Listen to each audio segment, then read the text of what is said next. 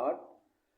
ఒక వ్యక్తి పాడైపోవడానికి ప్రధానమైన కారణం ఏంటంటే గర్వం. గర్వం అనేది ఒక వ్యక్తిని నాశనం చేస్తుంది. బైబిల్ గ్రంథంలో చక్కనైనటువంటి ఒక మాట ఉంది. ఏంటి ఆ మాట అంటే, నాశనానికి ముందు గర్వం నడుస్తుందంట. నువ్వు గర్విస్తూ ఉన్నావంటే నాశనానికి నీకు నువ్వే పునాది ఫౌండేషన్ వేసుకుంటున్నావు అని అర్థం. ధనమును బట్టి అతిశయిస్తారు చాలామంది. వాళ్ళకున్న పదవును బట్టి గర్వపడతారు. వాళ్ళకు ఉన్నటువంటి స్థాయిని బట్టి, స్తోమతను బట్టి, వాళ్ళకున్న ఉద్యోగమును బట్టి చాలామంది కూడా గర్విస్తారు. ఎదుటి వారిని చిన్న చూపు చూస్తారు.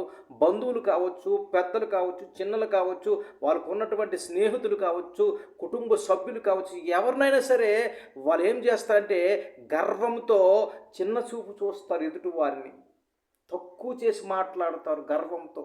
హేళన చేసి మాట్లాడతారు గర్వంతో.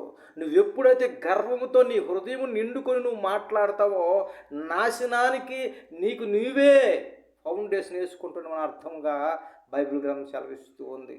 ఎంతోమంది రాజులను, ఎంతోమంది అధికారులను గర్వించినటువంటి వారిని దేవుడు ఏం చేశాడంటే సింహాసనం నుంచి కిందకు తోసేశాడు. గర్వించిన వారిని, గర్వంతో నిండిన వారిని, బలహీనుల్ని ఆ సింహాసనం మీదకి ఎక్కించాడు.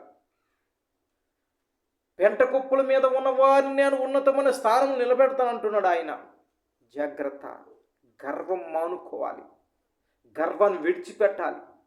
గర్వాన్ని విడిచిపెట్టగలిగితేనే నీవు ఆశీర్వాదం నిలుపుకోగల వ్యక్తిగా నువ్వు ఉంటావు.